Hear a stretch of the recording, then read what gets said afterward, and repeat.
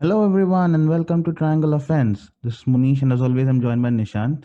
We had quite a bit of a lull in the NBA after the first few days went crazy with the on the in the free agency week, right?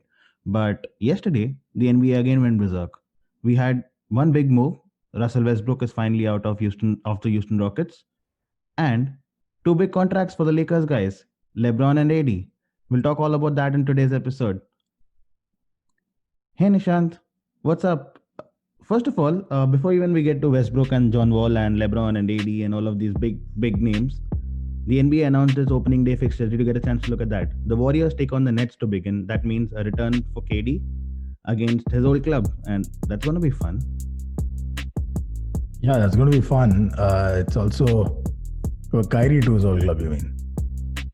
No, Warriors versus the Nets. So KD versus. Oh, that's the. I thought their Celtics game was the first thing that they no. No, the Bucks play Oh, Celtics on day two. Day one is oops. Warriors versus the Nets. Lakers Yeah, take on that the should be Clippers. that should be fire. It's Yeah, sad. Then it's sadder still. This is what I mean by all these diluted fixtures, and it's so annoying.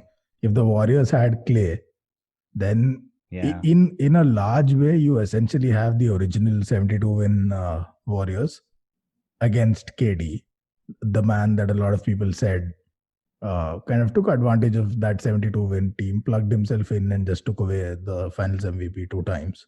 That would yeah. have been a mouth-watering clash. But with Clay out, I don't know. Yeah, the Warriors face Nets first, and then they face the Bucks on Christmas Day. So they are the probably the Yeah, toughest two fixtures to start off their league. Not a good yeah, return for Steph Curry, but who knows? He's been threatening to shoot up from half court with Dame yeah, yeah, Lillard yeah. on Twitter, and that's going to be fun if they get to go at it. And whoa, I mean, I won't take it away from him if Yeah, he I keeps mean, shooting from half court. Steph started this whole madness, so I'm not surprised if he pulls up from half court, and it just shows you the kind of confidence he has to be away for nearly a year. And I think this was a comment under one of the videos that Lillard posted of Yep, him pulling up in practice from the yep. halfway line. And for those of you listening, if you don't know the context, Dame Lillard posted a video of him pulling up from the halfway line, and Steph Curry kind of commented on that. I think it was that video. I'm not really Yep. sure now, but Steph commented on that and said, with 18 seconds on the shot clock, are you going to pull up from the halfway line? And Steph goes on to say, I'll do it if you do it. And Lillard says, let's do it on opening day. Fuck it. And I guess we have ourselves a date. Wouldn't be surprised if both of them pop off from the halfway line. If I have to bet my money on it, it's going to be pretty tight, actually. Steph Curry is insane. But from the logo, I wouldn't bet against Dame Lillard. He's pretty sensational from really, really deep out.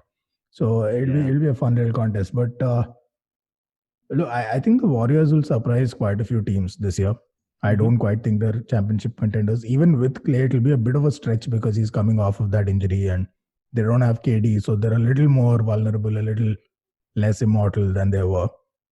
So that would have been a bit of a ramp up challenge. But without Clay, I think it's a bridge too far. They're still a great team. I easily expect them to make the playoffs. But I don't know if they're built to win some of the tougher playoff series. Mm-hmm. That'll be exciting, and Yeah. it's followed by the Lakers taking on the Clippers on day one. That's going to be super exciting. They're also taking on the Clippers in the first game of preseason as well. So Yeah. I think the NBA is out here to torture the Clippers and show them which is the team that is really exists in LA, right? Well, it could go either way. I think with the Clippers, what the NBA basically want is the entire media ecosystem to have something to talk about. Because even Mm-hmm. last season, I think the first game was Lakers Clippers, Yeah. and and so 1 week before that, all the podcasters, all the NBA media has something to talk about where they say Kawhi is waiting and he's dropped this New Balance commercial. LeBron, are you going to take him on? Blah blah blah, and they create this kind of they do the thing they always do where they turn basketball into a one-on-one sport. And then if the Clippers win, there you go. Kawhi is the best player in basketball. LeBron didn't rise up to the challenge. Blah blah blah blah. And then if the Lakers win, LeBron is still the king, reign supreme. It's just this Well, they have us game. sold, so Yeah, yeah, yeah, no doubt. I'm sure we'll do the same thing after that game. of course, of course. All right, let's get right into the trades because a few big moves, or should I Hmm. say one big move? Two disgruntled Yeah, point guards moving away from their with absolutely ridiculous contracts. Should I add that moving away from the respective teams, swapping with each other? So the Houston Rockets get John Wall, who hasn't played in 2 years, and the Washington Wizards get Russell Westbrook, who I say is a good point guard, with his own deficiencies. Who actually wins this deal? Let's start off from there. Well, it depends on what you define as a win. If you're talking about going for the chip, nobody wins. I don't think anyone's even close to a win. Making the playoffs, stuff like that, putting Yep. together a competitive squad, Washington wins easily. As much as we laugh at Russell Westbrook, he was in a system that didn't take advantage of him. He was in a system where he wasn't the focal point.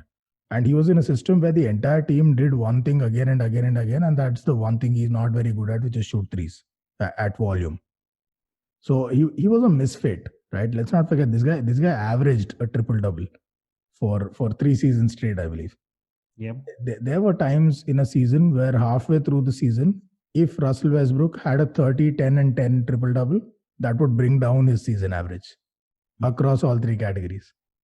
That's how insane of a player he is, right? And he's a stat padder extraordinaire. I'm not going to sugarcoat it. But the thing that made him stand out in all those triple double winning seasons and put him a cut above just another stat padder is, first of all, we've never seen even stat padders average a triple double. That's pretty phenomenal. That's more than just noise in the stats. But also his team was winning. They were going to the playoffs. Yep. Which I expect to happen with Washington. I mean, him and Beal, first of all, is a much better fit than him and Harden.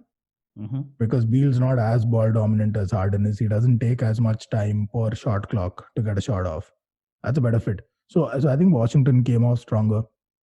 With the Houston Rockets, I just don't get it. I really don't get it. And remember, I had mentioned holding James Harden accountable, because how many players is he going to run through before we look at him and say, I mean, dude, like, who is it that you want? Because we got you Dwight Howard, we got you that big guy. It didn't work. We had to ship him out. We got you Chris Paul. You all were working like a dream. Great combo, right? Classic point guard, amazing two guard, listed as a one guard, but who's really playing like a two guard in James Harden. Brilliant. It worked like symphony. And then what happened? And then there are issues there, and we have to now ship out Chris Paul. All right, great, we do that. Now we bring in your friend Russell Westbrook. That doesn't work, and you all flame out, and now both of you want out. At what point is James Harden going to be held accountable for the superstar that he is and say, you're a phenomenal player, but where's your leadership? Where's your accountability? Because this to me is another Charles Barkley kind of situation. He could go a full career without winning the chip, and largely because he couldn't make the sacrifices or lead the way a leader should. So this is on James Harden again. And if he's going to get away with this again, then it doesn't make any sense to me. That's from the Rockets' perspective. Purely selfishly, from a James Harden perspective, he should want out at this point. Whatever his faults are, he should want out at this point, because it clearly didn't work with Westbrook. John Wall is basically another Westbrook. He's a hyper-athletic point guard who's coming off of an Achilles injury. Or was it an ACL? I don't remember now. But yeah, Achilles injury. And he's basically the same guy. He doesn't shoot threes very well. They have nearly identical career three shooting percentages. They have nearly identical steals and blocks per game. Westbrook is a slightly better passer, but they have pretty much identical or similar assists per game. Points per game, Westbrook is like a touch above John Wall. There's really nothing that separates these two playing style-wise. Westbrook is a better John Wall. That's about all. So I don't get how this will be a better fit than Westbrook and Harden. I think it's going to be just about the same. And I know they got another draft pick in this trade along with John Wall. But that's a heavily protected draft pick. Right. So it's a pick next year. But if the Wizards land in the lottery... 2023 actually. So the first year, if they land in the lottery, if it's a top 4 pick, then the Wizards keep it. And then it goes to the next year. If that's a top 10 pick, they keep it, goes to the next year. Then it's something like top 12 protected, shit like that. And even if that doesn't go through, then the year after that, which will basically be, 26, 27, now I'm not even counting. It will be 2 second-round draft picks. What the fuck? So that's about useless, right? So the Rockets took a huge risk in this. And I don't know what they do. It looks like they'll have to move Harden out now. I don't see this working.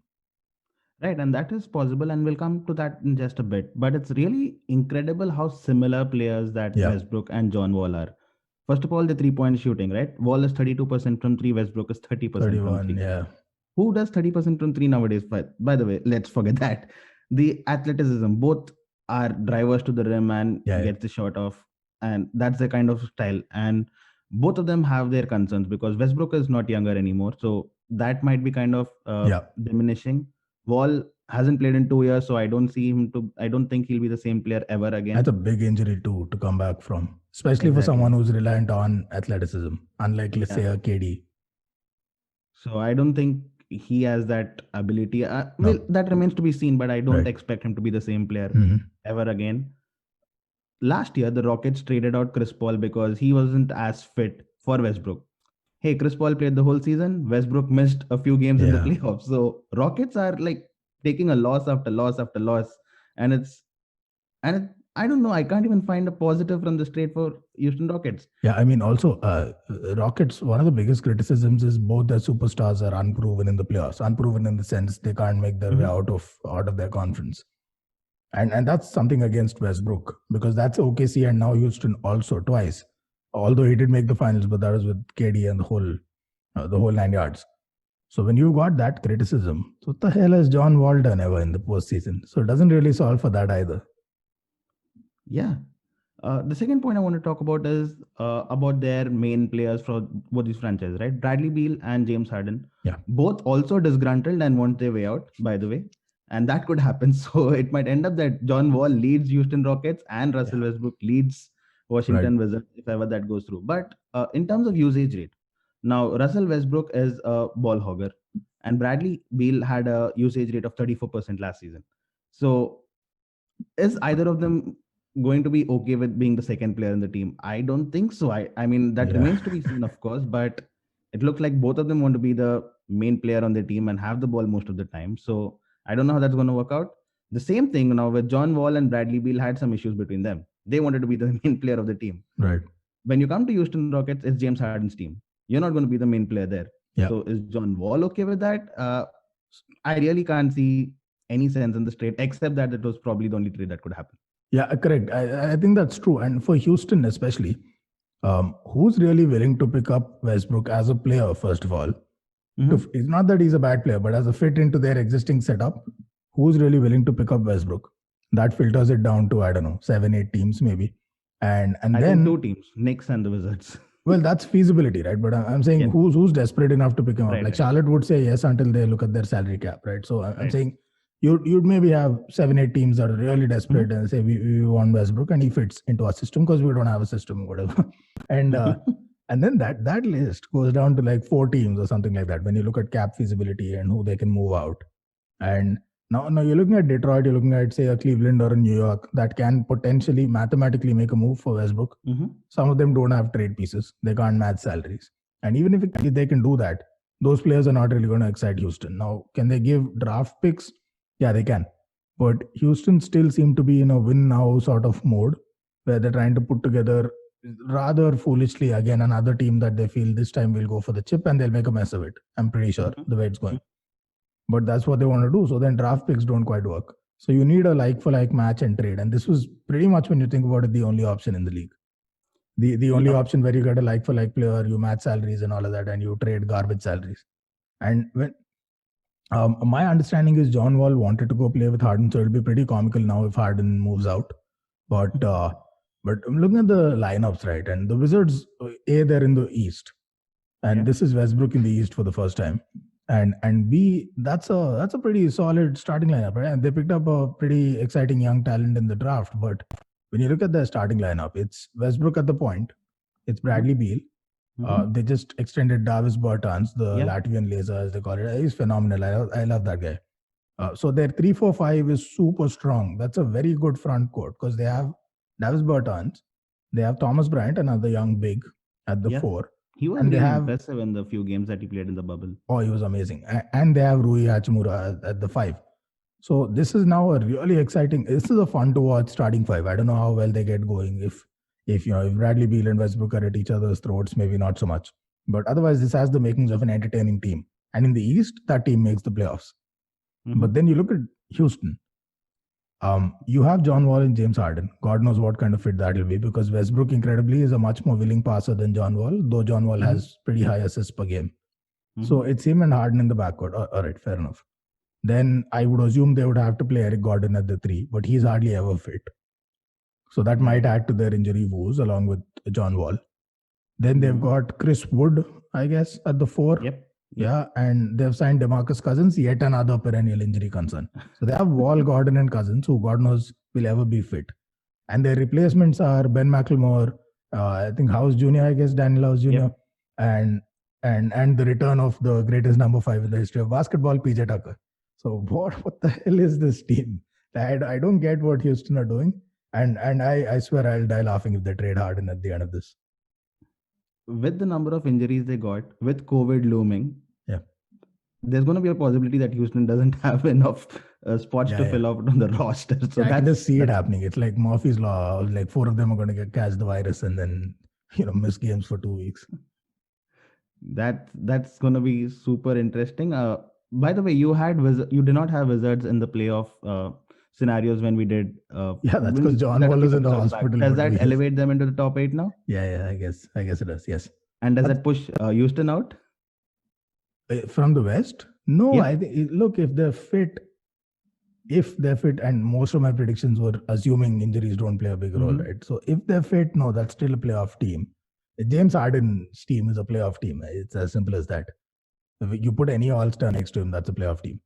Now, if they get injuries, they'll probably have a chance to get wrecked more than any other team through injuries because they have so many key players on perennial injury threat lists. Right. All right then. So Wizards coming into your top 8. Who would drop out? Maybe Atlanta. Maybe. I think Atlanta have the shakiest case. They've just put together a squad. Right. They have Rondo, but it's a very newly put together squad, and it's one thing to have a leader in the locker room. It's another to have him on the court as a starter. I don't know if Rondo is going to start for them regularly. He'll probably still come off the bench. So even if he starts, he doesn't really play until the playoffs. So yeah, correct, exactly. So that's still a shaky team there. It's exciting in terms of future upside, but right now Washington would be stronger. On paper, at least, they're stronger. Right.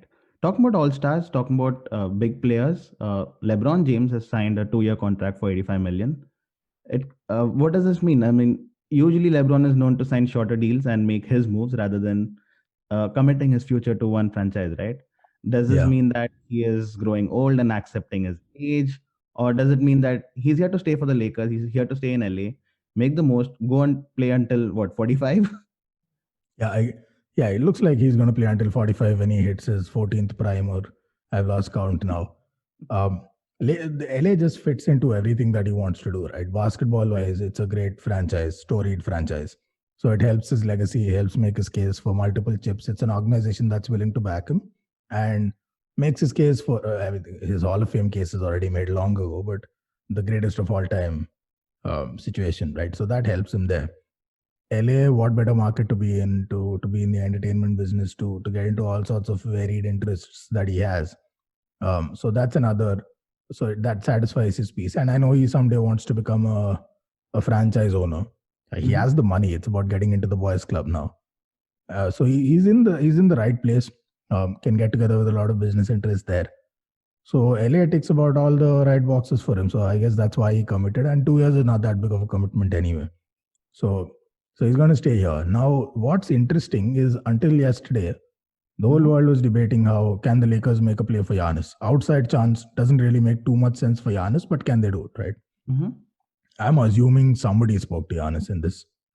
And it was clear that Giannis might not want to move to the Lakers as they're set up right now. Or maybe even move at all. I don't know what it is, but this just about rules out Giannis, because Anthony Davis looks set to sign. Woj just tweeted it out that he looks set to sign a 5-year, $190 million deal. So let's say that's $38 million in year one. I know it's simple math, but average it out, $38 million in year one. So that's to him. LeBron's now committed $41.5 million.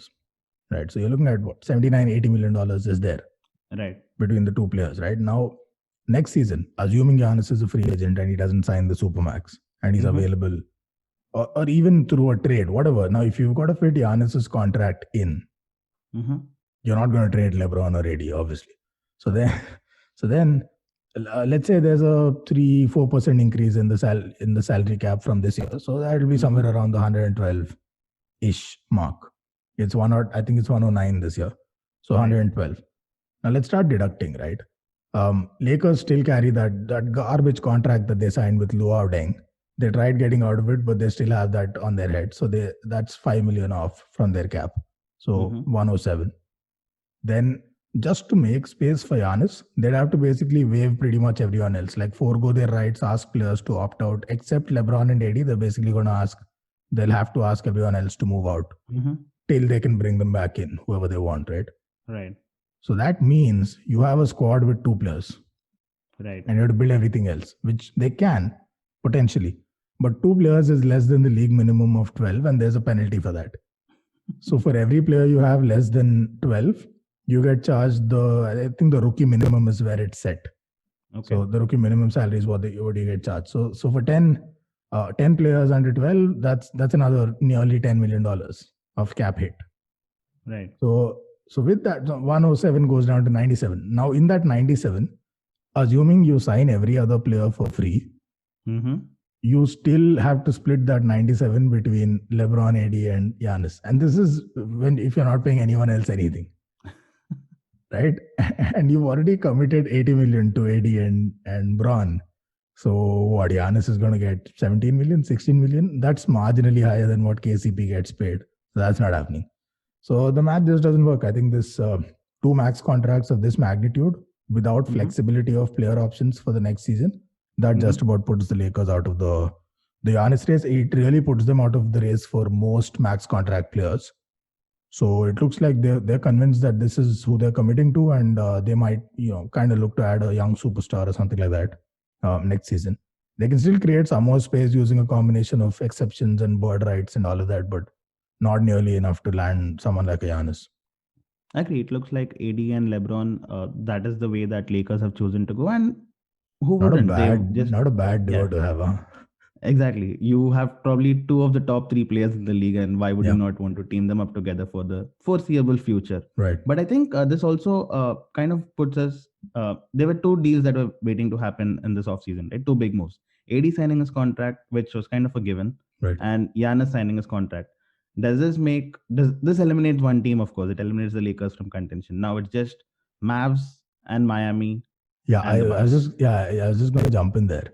It probably eliminates Miami also because they made a big Mm-hmm. commitment to Bam. Right. I don't know how much flexibility they have either. I think the Mavs still have some wriggle room.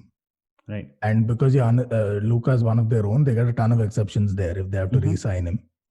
So I think the Mavs are they're looking in prime position now to try and make a play for Giannis. It's not going to be easy, but they can do it. There's a bunch of other teams that can, but why the fuck would Giannis want to go there? New York is really the only the only other realistic destination.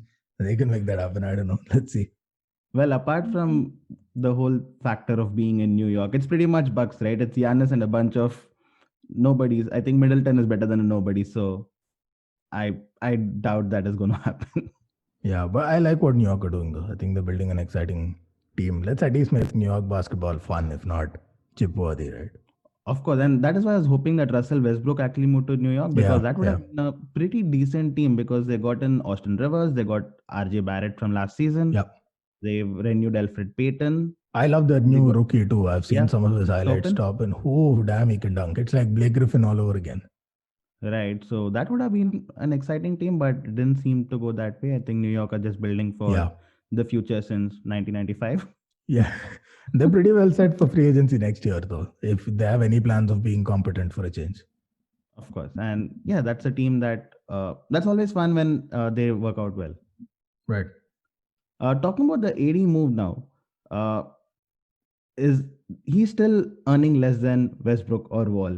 Yeah. How does that matter? Yeah, I don't think he cares. I think he's in LA, he's now BFFs with LeBron, as it Mm-hmm. seems. Yeah, I don't think he cares. It's a few million here and there. I don't know why Westbrook and John Wall were given those kind of contracts, but this deal is a little more team friendly, gives them some more room to bring in a couple of players here and there. And he has his time. It's also a factor of years in the league, right? Right. AD is 2 years short of his tenure, and when he hits that, his percentage of max contract eligibility that goes up. So he'll have his time. He's still incredibly young. I think people it's easy to overlook that. He's a year or two older than Giannis. There's not too much separating them, and he's still well shy of 30. So he's got years to play and dominate, and he'll have his chances to make more money. But he's in LA. He's in that ecosystem. He's a Clutch Sports client repped by Rich Paul.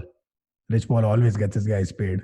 LeBron, AD, John Wall is a Rich Paul client. So I think he's fine in the money department. I don't think he's too stressed there. And LeBron, he'll be 38 by the time his contract ends. He's just 4,000 points behind Kareem Abdul-Jabbar for being the most point scorer in the league. That looks quite a possibility if he plays the next 2 seasons and averages around 25, 20. Oh, yeah. So that is happening for sure. Hey, this is LeBron James. He doesn't just play the regular season. You're looking at games in the regular season. He's going to play at least 50 games there. So that's your easy math. And then you have all of the playoffs where he'll absolutely play. And then all of the other interim regular season games where I'm just kind of buffering that for injuries and for load management and whatever. But I'd expect him to play 65 plus anyway. So he's got a bunch of games to do it. I think as long as the world isn't hit by another pandemic, I think we're good. All right then. So LeBron James looking all set, AD looking all set, Lakers looking all set. Finally, I got to say that they have a team in place. They have all the pieces apart from these two and absolute favorites to begin the season. Yeah, we're running it back. So I'm thinking, and LeBron himself said it, right? They're ready to do a repeat. Oh yes, and I'm thinking three-peat. I don't know what you're talking about this season. This season's done. I'm thinking three-peat. Let's bring back the old days. Oh, right. But great fun doing this with you. I think we had a bit of movement in the NBA free agency finally after a lull, probably because of Thanksgiving week. But as we head into the new season, I think a few more deals will come through. A quick question. To see. How funny would it be if after trading John Wall for Westbrook, the Rockets trade Bradley Beal for James Harden? And then you have the same duos frustrated in different franchises. I'll die laughing, man. Of course. Is that a possibility though? I don't see that happening, obviously. But after seeing Beal after seeing John Wall traded for Westbrook, anything's a possibility. Of course. A quick little mention, not a great deal by any stretch. It's not going to change any team's fortunes. But Detroit was it that offered a 1-year non-guaranteed contract to LiAngelo Ball. LiAngelo Ball is the other Ball kid, the middle guy that didn't get drafted. So now, hey, the Balls are like the holidays now. All three Ball kids and are the in Antetokounmpos. No, okay, sure. Listen, the Antetokounmpos are one guy who's the best player on the planet or potentially, and two guys that are just like they're like the Robin Lopez's of the league. Not even that. At least Robin Lopez plays once in a while. Those kids are for the holidays. All of them can play at various levels. All of them can play. The Currys now.